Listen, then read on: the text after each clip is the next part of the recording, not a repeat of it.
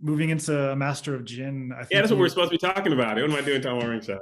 Oh man, it's fine. It's fine. It's a good book, and you just won some awards, so just do Okay. do what you can, you know.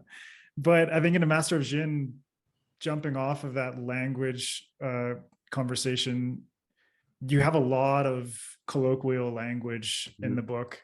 Yeah. That's pulled from Cairo, but also pulled from a few different cultures within Mhm. Northern Africa, Yeah. and it never feels um, overt. There's always a context for it, and Right. there's the repetition enough that you start to pick up little words, you know. And for me, it's like I had the curiosity to look up in some online dictionaries, like translators, like what does this word mean, like what's the context. Wallahi. Like, look up.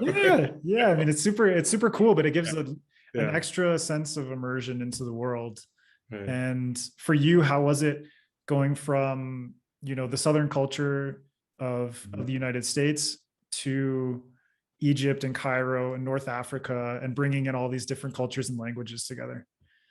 Yeah, that's a good question. I think one of the first things, and people have asked me this because even like it was one of the editors at Tor, one of the senior editors, who hadn't worked on the book, but they were like, I just read Ring Shot and I got whiplash because now I'm in Ditching Cairo. It's like they're two completely different things. Like, Yeah, and yeah, yeah, that's good. I would never want that book to be like, this reads a lot like this other one that's set in this other place. And yeah. one of the things is that whenever I enter another world, I'm completely in that world. Like, Hmm.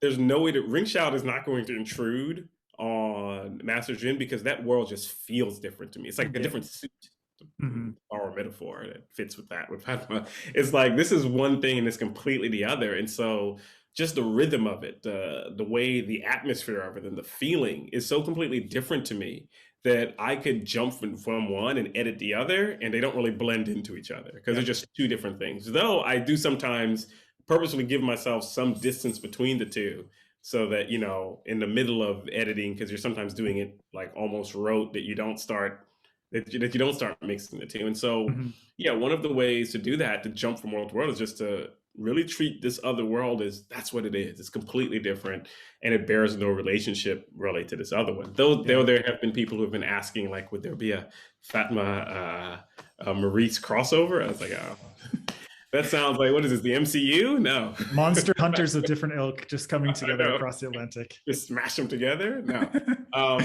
Though of all people, writer Cassandra Caw and I have been talking about finding a way for Maurice to meet Mr. Persons or something like that. One day, Nice. who knows? That That would be an sounds that sounds very Twilight Zone. Just a nice Tom Quiet crossover. meets Ring Shout. Let's see what Oh happens. man, super cool.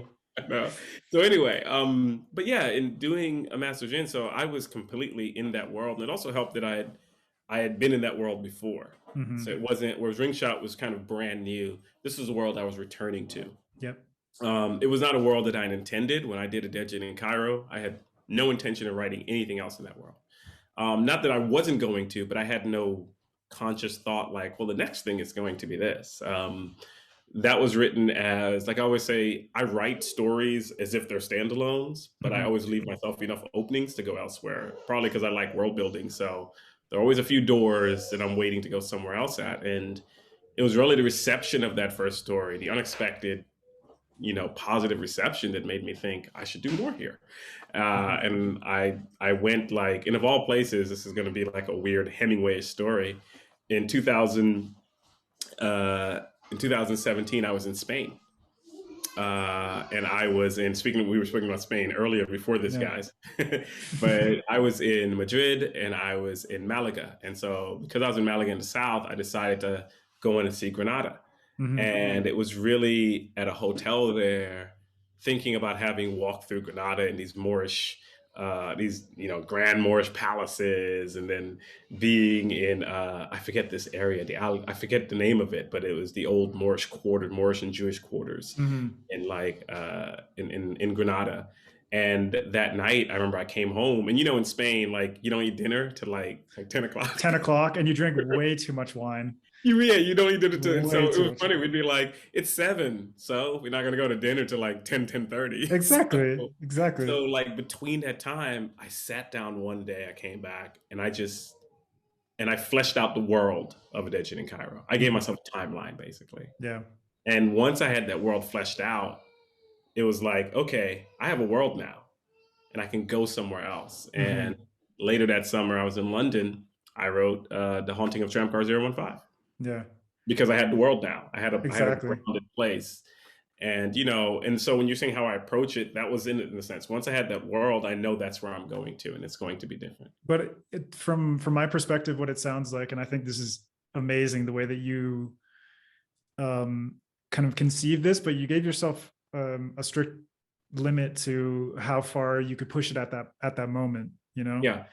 And just from what we've talked about, history being so important to you, I think Granada is a really cool place to inspire that because of the Moorish Yeah. influence. And what some people might not know is that the Iberian Peninsula in Spain and Portugal, there was the Moors who came from Africa. There was Arabic influence Mhm. in Spain, and the result is just this insanely beautiful architecture Yeah. and Especially in the South. Yeah. Yeah. this really cool melding of cultures. Hmm. And what better way for you to develop a multicultural Yeah. mishmash of a city like your version of Cairo Right. than a place like that? And then on top of it, I don't know if you've heard of the concept of sort of like memory palaces and that kind of thing. Mm. It's like Granada and its architecture and the setting and the mood and the late dinners and all that could be sort of like your memory palace for this world That's a in a good way. point. That's a good point. Yeah, I mean, Yeah. it's funny when I think of it, as much as it's, and I've been to Cairo before, and as much as I thinking of my visits to Cairo, I do often think of my visit to Spain and being Granada and those late dinners, yes, and all that beer, all that, all and the canas, the small canas that I Yeah, so drank good. a ton of.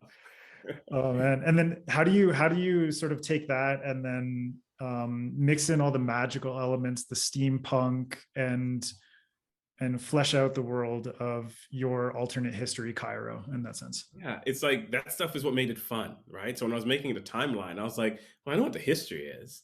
How do I make it fun? Like, how do I play with that history? And I'm doing an anti-colonial story in many ways. This was Hmm. what kind of drove me to do this. You know, how can I tweak some of those colonial stories I know? How would they change now with the introduction of magic and gin? And so keeping that in mind from what I'd gotten in the first one, you're right. That first story I had to limit myself because it was a novelette, right? I can only go so far, Yeah. right? I have to tell a story first and foremost. I can't fill it with history. I can just do little hints here and there, little hints that I don't know where they go, right? I don't know when I put these hints in there. I have to deal with them now because I put them in there. And so, what does this mean for the rest of this world? And so, really, that was the fun part, having the bits of history or learning new little bits of history and saying, "Oh, I have to put that in there." Yeah. And I think I got to do a little bit more of that when I wrote and once I had it, by the way, okay, I have a world, but it's not a story, right? It's Yeah. like a D&D, it's like a bunch of D&D like monster manuals and everything. That's not a story, it's not a But you campaign. don't have any friends to play with essentially. Like Right, basically like a story. nobody's giving soul to this empty shell of Right. world And so building. I had to come up with a story. And so I don't know how the haunting of well, I kind of have some ideas. Haunting of Tramcar 015 came from a fellow writer, Troy Wiggins, who had when before Dead Gin in Cairo was coming out, I knew it was coming out in tour, and I was kind of nervous because I was like, Mm, okay, I've published short stories before, and I've even had a pro sale, but this is tour. Like yeah. they put it up for everyone to see, Yeah. right? That's big. My story is now everyone's going to see it, and I was kind of nervous. And he read it, and he was like, "Man, you're bugging. Like it's a good story before it to come out." And he highlighted one of the parts that he liked in there. He said, "Like I love this visual where I described in the first one a tram car moving along and the crackling blue bolts." And Mm, so, for some reason, when it came for me thinking, "Okay, I want to write a story," I was in London. His pointing out that he liked that line to calm me down is what gave me the impetus to write the story about the haunting of Tramcar 015. And I had just done a history and I'd seen that early Cairo did have tram cars, right? And but not like aerial tram cars. this whole vintage, yeah, Yeah. vintage tram cars. And so I I kind of pushed it. I kind of went from there. Yeah. Hmm. And then how did you sort of take it a step further with because the jinn that entered into this world um, also brought with them their architecture and their Right. technology. How did you spend time sort of developing that um, in terms of how it reflects on Cairo and like sort of the Yeah. steampunk grandeur that Yeah. It is was evident in the city? That's so funny. Part of it was thinking about what steampunk is, but also thinking about what it would look like in this cultural landscape as opposed Hmm. to the normal Victorian. And there's this way where I don't want to exoticize the region, but I also want to make people well aware this is not London, Hmm.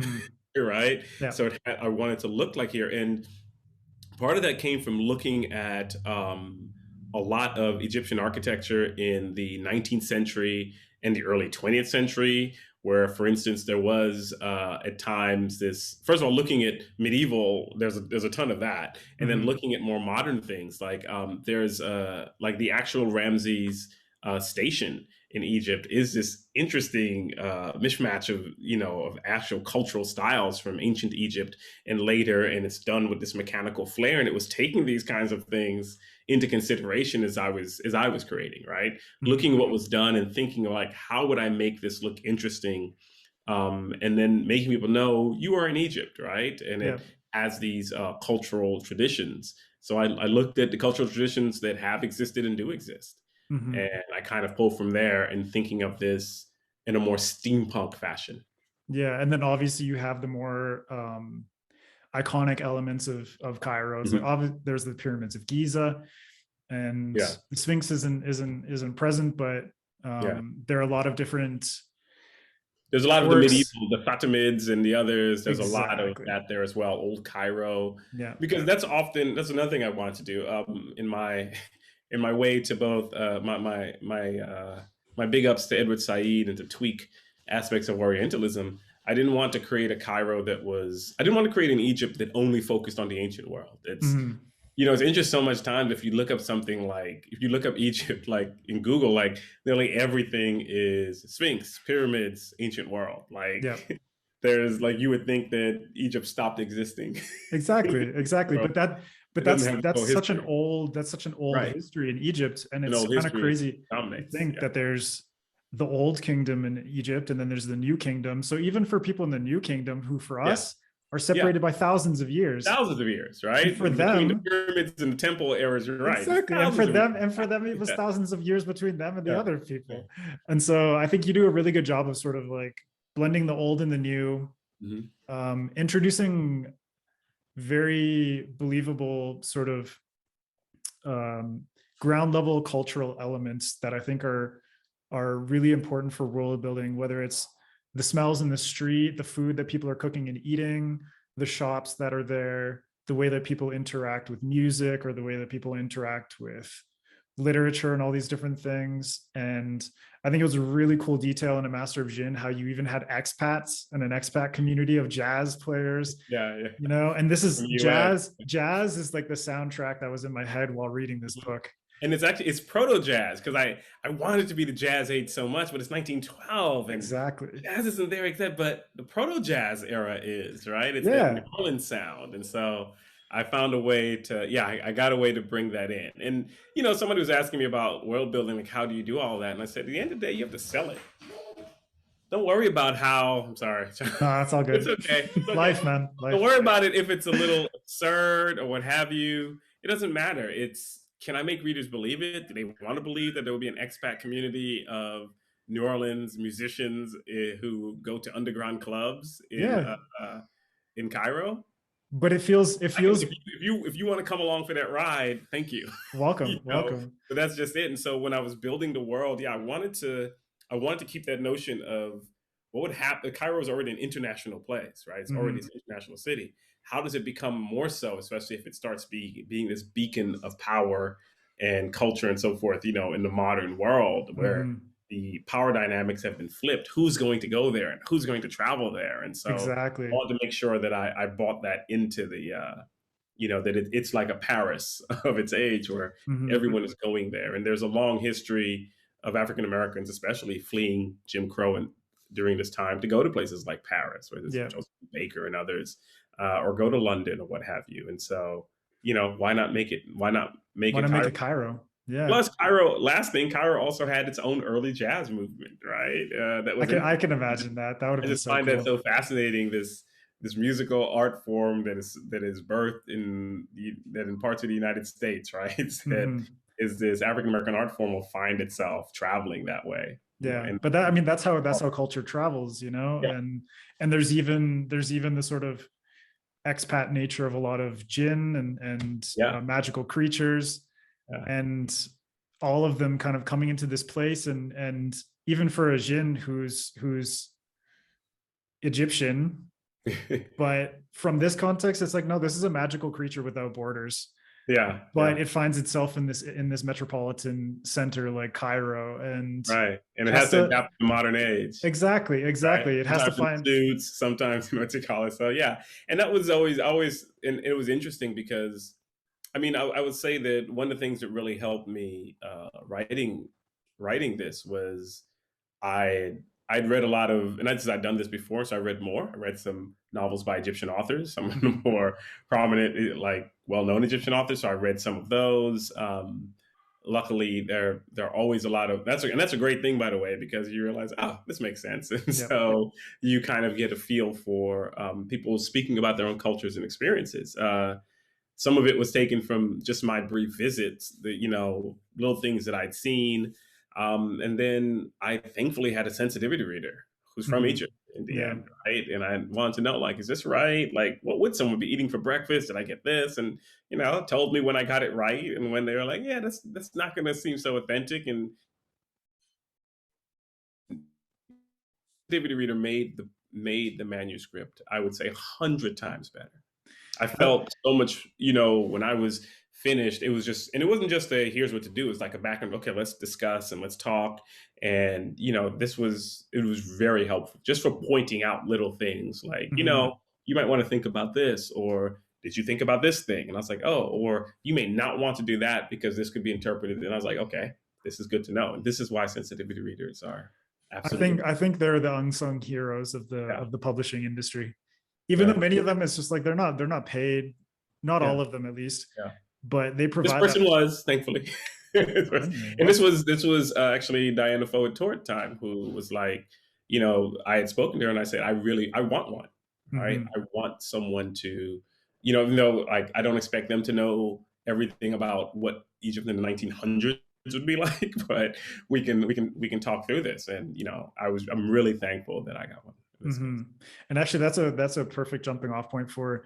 I don't know if you've heard of the concept of sort of revisionist history, Yeah. and the way that obviously there's this famous saying of history was written by the victors, Hmm. um, which is unfortunately true in a lot of cases. But I think something like speculative fiction gives the opportunity to go back and imagine or revise history in such a way where um, the kinds of struggles and conflicts that were present in our current understanding of history, that how you could twist them, make them Yeah. a little bit more positive, or use them as a reflection of our current world. And I Yeah. think I've heard you speak once about how you essentially place um, our modern vernacular, the way that people act and speak, Yeah. even the main character in this book is a lesbian, Hmm. and how you sort of place modern concepts into a past world. Hmm. For you, how is that process of using speculative fiction as a way of playing with history, revising history, or at least telling stories of the untold people, the people who were Right. No, forgotten or pushed aside?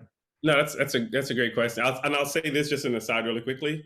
Like certain things I pulled from the past that most people don't think about in the past. Like I can find you pictures from early 1900s Beirut and other places of women dressed in suits. Yeah, And so which is so some things badass. do It's so reflect iconic. from that history, but they're histories that people uh, are not familiar with. They've been suppressed or what have you. And so Mhm. certain things where people think, oh, you're doing a modern thing. No, that's a very old thing, in fact. Yeah. There are other things that I am definitively doing modern, especially I would say my character, City, especially uses a lot of modern and interesting vernacular because she's the character that I want people to like really attach to because, okay, she's going to say something that you would only hear more modern and so forth. She has Not the sort modern of. Western, but often modern Egyptian at times. Yeah. She also has the feeling of like at least the personality and attitude and pride of like a really fucking badass New York chick, just like this really cool New Yorker who's like, Yeah, yeah. I Except don't she's like that with Kyra, right? Like she's like, exactly, yeah, absolutely, exactly, yeah. yeah. She's brash, and she's yeah. But no, I always say this about any form of alternate history or counterfactual. No one counterfactual story is more correct than the other. And I say this as a historian. Hmm. Once you've tweaked something in history, you've tweaked everything, and the only history we know is the one that happened. Yep. What could have happened? Well, anything could have happened. And we can decide which is more probable than the other, but that's getting into a lot of discursive and arbitrary exercises, Yeah. right? And so I've seen people argue, I've seen like, there are arguments between people like, well, no, this is much more realistic. And historians would sit back and tell you it's all equally as unrealistic Exactly, or exactly. realistic, It's all right? speculative. Yeah, it's all speculative. There's no Yeah. one that's more so than the other. And so, what I often tend to say about counterfactuals is that it's that there's no proving that one is more realistic than the other. What is of interest to me in looking at counterfactuals when I'm reading others or thinking of mine is why did they choose to change this? Hmm. What are they trying to tell me? Like, first of all, what is the thing that most people choose is something they're interested in, Hmm. right? So why is this moment of interest to them? Yeah. Why is this what they chose to change? How does it change that world? And what are they trying to tell us about our world? Hmm. Right? In many ways. And so, if you look at my stories like Black God's Drums, I focusing on Haiti, and I'm purposely focusing on Haiti as the point of convergence and something happening with Haiti, right, that changes this world. In this one, in A Master of Djinn, with my interest in anti-colonialism, I am purposely having this happen during this tipping moment where Egypt is undergoing pressure from the European imperial powers, as happened here, and things go a little differently, Hmm. right, because of this. And so I'm definitively giving you, in some ways, an anti-colonial tale, right? Yeah. Because I have an interest in anti-colonialism. Because as I told people, I had probably watched Pontecorvo's Battle of Algiers one too many times, or read Edward Said's when I was thinking up this story, and I was teaching classes on world history, and so I was doing a lot on colonialism and anti-colonialism and quote unquote post-colonialism, and so something about that made me want to create this world. And so the era, I could have had this happen at any other time. Yeah. I could have set the point of divergence 100 years previous, right, or something. But I purposely chose the time period that I did because I want to talk about what would a society look like if it had thrown off the shackles of imperialism, of Hmm. colonialism, and then had the power to determine its own destiny. Yeah. Going. And most interestingly, it comes at a point of convergence where this is 1912. And so this is the lead up into World War One. Yes. And Yes. you have all the great powers, Egypt is a And new most of the power. world, as we know, it is colonized. In our world, most of the world is colonized. Exactly. At But this you time. also Yeah. you have all these great powers from Europe coming down to Egypt, because Egypt is its own great power in this context, Right. but it's also a crossroads. And a lot of the context for World War One is actually in Africa. Yeah, it's colonialism. Yeah, So and much of it is thank Africa. you for actually knowing that. With Yeah, so we some of have the first battles that take yeah, we place. have Abyssinia. There. We have Abyssinia Mhm. and what later became Ethiopia. Yeah. There's everything that's going on in You have Germans Sudan. who have a ton of colonies, Yeah. and so the Germans and the British are fighting like people. World War One is fought like some of the earliest battles are in Africa. Some of the last are in Africa. Mhm. Germany, and who's fighting them? When we say the Germans and British are fighting, they're conscripting all of these local Exactly. people to go to war with each other, Yeah. right? And so we have little Africans who are fighting, who are the British troops and who are the German troops, and they're and French and what have you. And so, yeah. So all this to say, I'm thinking all of this is in my head as I'm thinking. I'm thinking, what does the world look like without this? Hmm. Right? What does it look like if the scramble for Africa, which I do bring up a bit, I won't give it away in Master of Djinn, if something like this is still done, but for different reasons, and the outcome is a little different. Yeah. I'm thinking about all those things. Yeah, definitely. And then obviously the title itself, just A Master of Djinn, is very potent. Once you read the whole book, the title, just to think about, okay, master, Yeah. and then in the context of Djinn, where it's this race of magical creatures, who are just swept into this world Hmm. as outsiders. They Yeah. have to find their own way, and here comes this power that is trying to master them and take control of them Right. and their Yeah. capabilities. So it's this perfect analogy for you're Colonialism and exploitation and everything exactly. you think of. I mean, Yeah. and it was like I said, I didn't want to be that didactic and hit it on the head, but it was just there. It was like, there's the fruit, pluck it, tell the story. And that's Yeah. the But story I that wanted to tell at the end of the but day. that's the thing. It's like in terms of you as a writer, your craft you've developed in such a way where you do a good job of just introducing these things, but infusing it throughout the text in such a way that it's not like boom, boom, colonialism, just figure it out, you know? Yeah. It's giving you the tools to use the fantastical creatures and setting of this book and the little references to history, the characters that appear in terms of, you know, leaders of, I laughed my ass off when I saw Kaiser Wilhelm II come with a goblin on his shoulder, and I just died. I died, man.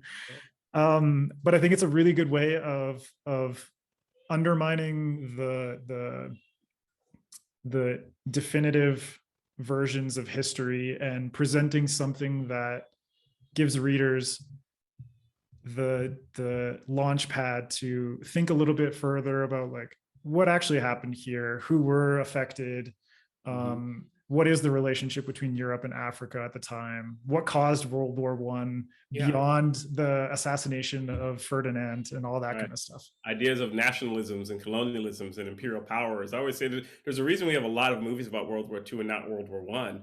I said World War II, at least, you know, the world is united. Even capitalists and communists are Yeah, united to defeat fascism, right? yeah. Which is like the threat to humanity. And so World War One, everyone was just a little greedy. But also World War One was disorganized and Yeah, it was messy. disorganized. It was a mess. It doesn't leave for very easy in our era to think of easy good guys, quote unquote, and bad guys. And yeah, it's a problematic war in many ways. And so, you know, it's interesting to talk about the world before that. And you're Mhm. right. I'm trying to get people to look a great deal at our world, right? If you peel back and seeing where I get some of these things from. But it's also a way for, you know, to change the power dynamics in some ways. And this what if, as I think many marginalized or colonized peoples often dream about doing. Like, what Mhm. if? How do I change those power dynamics? How do I see myself in this form of power, and what does that mean? And I think of there's an artist, Kehinde Wiley, who's well known for a lot of the art he does. And though a lot of people may know him, he did the official national portraits of President Barack Obama and Mhm. Yeah. First Lady Michelle Obama. I think at the end there of their tenure in the White House. Uh, but a lot of his art, also, what he does is he takes classical European paintings and he puts people in it that he sometimes finds from the street, from walking in the street and finding different people and just liking their profiles. Yeah. And they're often black and brown people, and he places them within the context. Mhm. And so there's a great, if you go to the Brooklyn Museum, anybody is in Brooklyn, you go to Brooklyn Museum, I think they still have it up. There's a massive painting that he's done, and it has, you know, the gilded gold epaulets all Frame. over it and Yeah. framing and, you know, everything. And what it is, it's supposed to be Napoleon crossing the Alps. But instead of Napoleon, he's taken this guy that he found in Queens or Brooklyn, right? Who's wearing camouflage pants, who has the headband, who has, like, you know, he looks like Ghostface Yeah. from yeah, literally, he looks like Ghostface. And he's just like Napoleon on the horse, he's on the horse now, Yeah. right? And it's asking you what happens when the power dynamics is switched. What happens Mhm. when this face you don't expect to be here is seen in this majestic painting on this beautiful horse, but he's the one on here, Exactly. right? And is he And doing the typical Napoleon pose of like he's doing pointing up? Napoleon pose and there. He's looking back and telling Amazing. forward, and you're like, and people come in and they're mesmerized. And I used to live near the museum when I lived in Brooklyn, and I would go in and I would sometimes watch people coming from around the world and just how they would stare at this, and I'd be like, what Mhm. mesmerizes them so much? Sure, it's Yeah. beautiful, but it's something that it evokes that this is unexpected. This Mhm. person shouldn't be here, but Yeah. they are. Now, how do I deal with that? How do I Mhm. deal with the power dynamics that I expect have been switched? And so I think a lot of, like, if I think of Black God's Drums or Master of Djinn, I'm really playing around with that notion of power dynamics and how Hmm. we would adjust to a world that has these differences. Even though at the end of the day, these worlds aren't perfect. Hmm. I didn't create a utopia out of this Egypt. It still has No, some problems. And I and make that's sure something I that, love yeah, too. yeah, Yeah. it still has its own problems because I think of even in our own world, what happens when the anti-colonial movements do happen? You have new nations that are birthed, and it's not as if it's smooth sailing from there. There's always some form of resistance that pops Yeah, up. there's always there's internal struggles between different peoples and groups on how are we going to run this nation? Who's Hmm. going to be in charge, right? What are we going to do now? And there's all the leftover vestiges of colonialism, and then there are external powers, right? The Hmm. one thing I've given this Egypt that's different perhaps from the others is the power for the most part to at least ward off those external powers, right? Hmm. They get to determine how they're going to be, but they Hmm. still have to deal with all of the human problems, right? All the problems that humanity creates for itself. They still Yeah. have to. All the problem, man, that was beautiful. But all the problems that stem from humans, but also magical entities in this Yeah, case how too. magical entities have been. Yeah, Yeah. And that mixes things up. it Yeah. does. It's like if And first then, contact happened for us, right? yeah. But then on top of it, We it's have like you to live got alongside. Yeah, exactly. And then you got the main character, Fatma, Agent Fatma, who works for the Ministry yeah. of what is the full Well, it name of the has to be a ministry? bureaucracy, right? Of In the course. Ministry of Magic has alchemy, to be enchantments, and bureaucratized. supernatural entities. Yeah, the Yeah. first thing we do if magic returns is It's you are bureaucratize it. certain somebody's going to like. We're obviously going to need a bureaucracy for that. Yeah. We'll need a ministry. But it's great because she's an agent of the ministry, but at the same time, she's a very um in the context of the wider world, you could say she's a bit of a controversial figure. She's Yeah, the only agent who wears suits. She has a lesbian relationship with Siti. And then on top of that, she's far more outspoken than a lot of people wish to uh, support or put mhm, up with. yeah, But then on top of that, it's like she's through the events of a dead Djinn in Cairo, and then through here, she sort of has this personal idea of who she is, but then there's an outward persona of how she's presented in the public, how she's right. presented to the other agents, how they view her as sort of you know the top agent who has done an amazing job, and everyone kind of like Mhm. looks up to her skills, and some people are surprised when it turns out she's a woman in a suit. And I think Yeah. that's really cool and subversive, and it is the perfect main character protagonist to propel this story, because she acts as a sort of vessel for everything that's reflected in Egypt and Cairo around her. Yeah, she's a character for that modern world who may be a bit too modern for it, Yeah. right? And who challenges it. Yeah.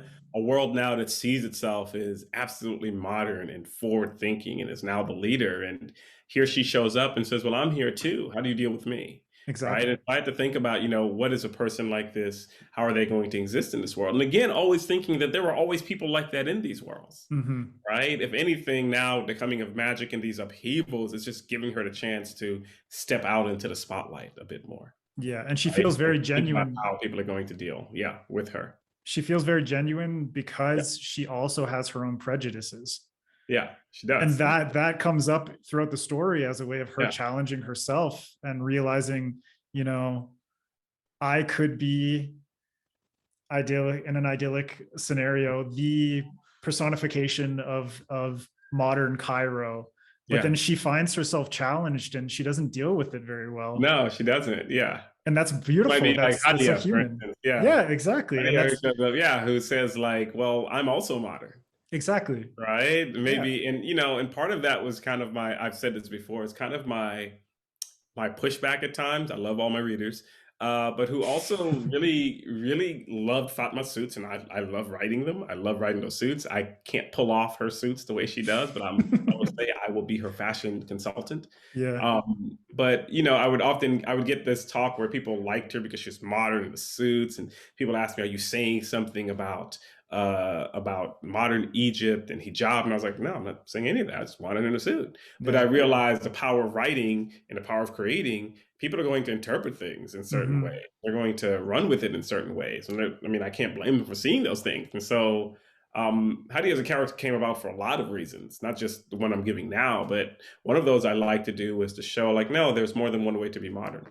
There can be a modern Egyptian woman with a Yeah, hijab, and right. Yeah, she's a total badass. yeah, and she, and as I've often said, she's probably even a bit more politically radical. And, Yeah, yeah, so I wanted to, in some ways, it's funny. Fatma was a character that subverts a lot of norms, and now I have a way of subverting even what people thought those norms should be. it's very And meta. I kind of hinted at that in with my version of the Egyptian feminist sisterhood, where which is taken from the Egyptian Feminist Union, Hmm. real life, where I pointed this out with the women who were fighting for the vote in the Haunting of Tramcar 015, that, Hmm. that they were quote unquote super modern Kairenes as well as rural women. They were all had to figure out, how are we all going to work in this, right? To push for these advances that we want. And so, yeah, Hmm. part of that was my way of saying, no, no, if you thought that's what I was saying, a bit more complicated.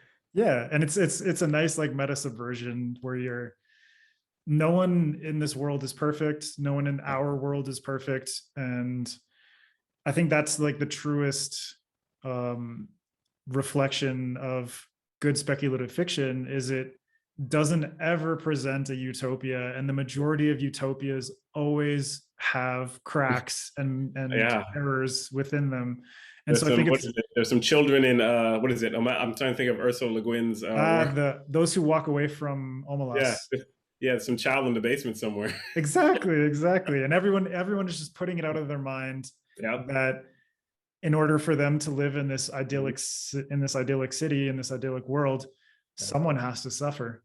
Yeah. But You know? it's funny. I said this to someone else. I know people watch me on podcasts, and I'm saying he said that on that other thing. But I just always thought it was interesting that people have described this world that I've created. They'll often say, "Well, you created a utopia," and I always say, like, push back, I'm like, "No, it's not a utopia. There's no problem." But then I always think, well, of course, when you think of our world, and we know what colonialism wrought, right?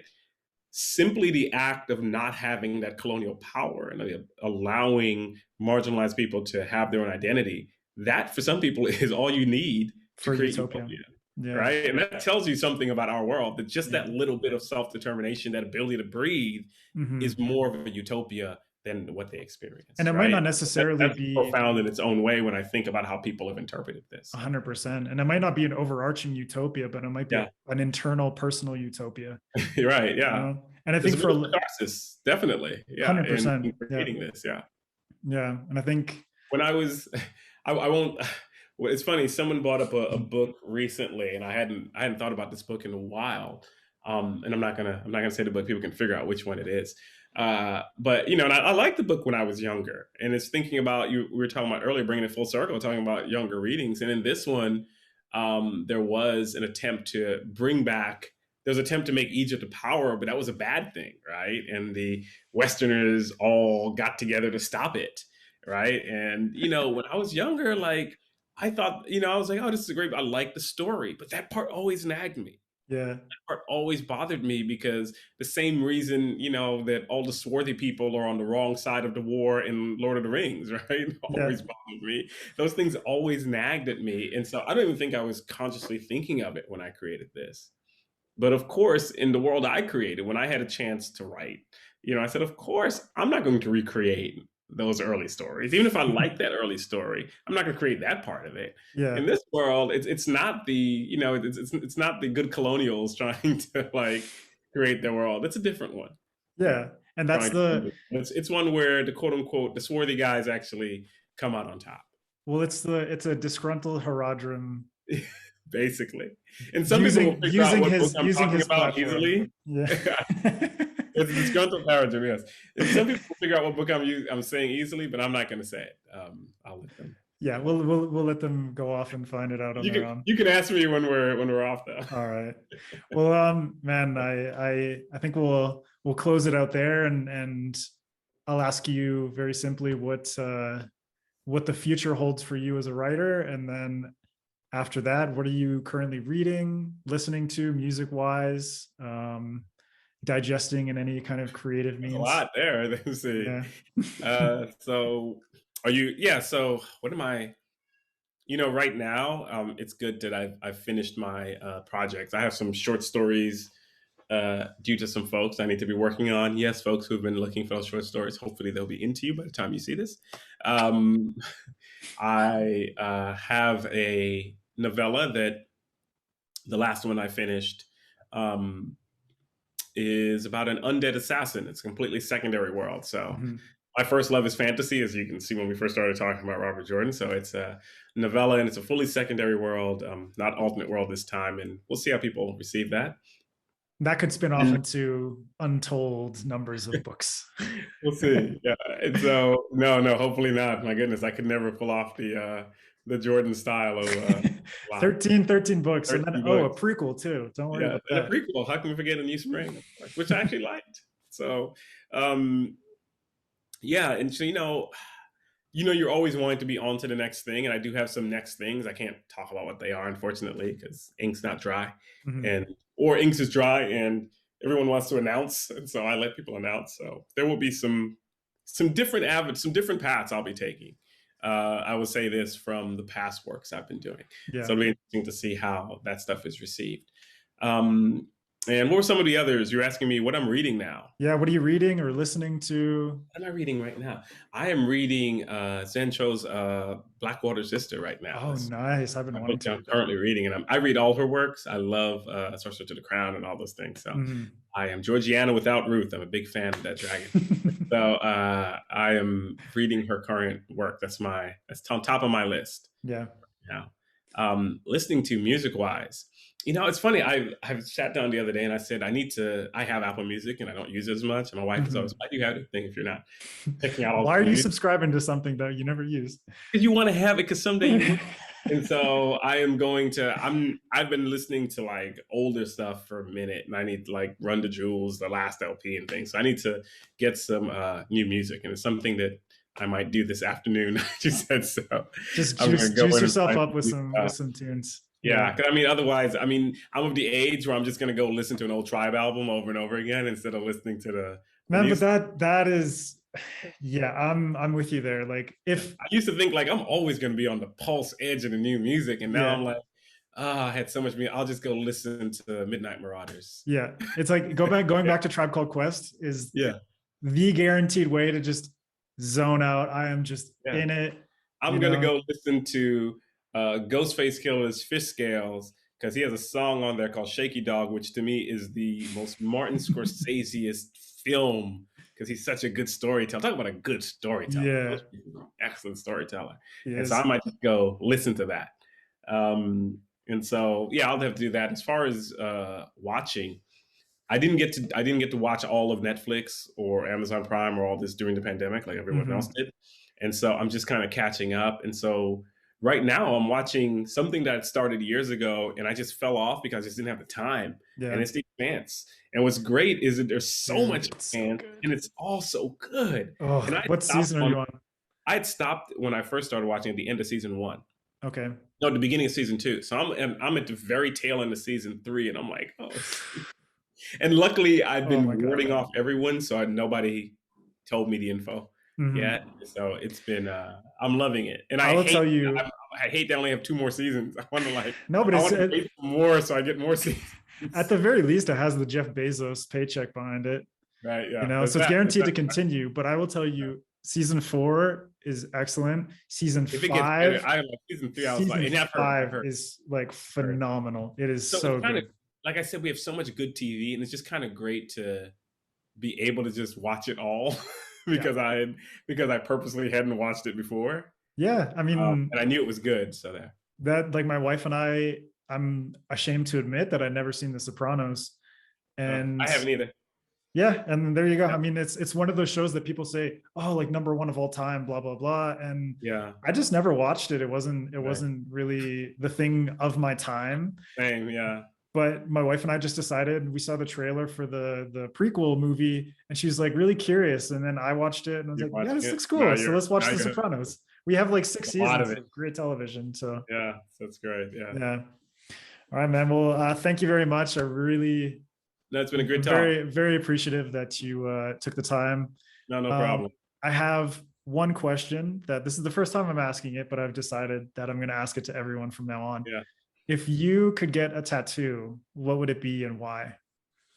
Let me see. I already have 2 tattoos, but Oh, if I get a really? new tattoo, oh man, it might have to be Fat Man a Bowler. Yes. Or it might be Maria's sword. I hadn't thought of that, like a new tattoo. I got a tattoo. When did you stop being a tattoo artist? I'm curious. Or are you still? I started in 2015 Uh-huh. as a tattoo artist, and then I tattooed full time up until last year. Okay. And then and then my wife gave birth to our son, and just like life took its crazy Yeah, twists and it does turns. that, doesn't it? Yeah, yeah. Sounds like my writing life, but yeah. Do you think you'll go back to it? I don't know. I'm kind of loving this sort of new direction of Okay. doing writing in different contexts.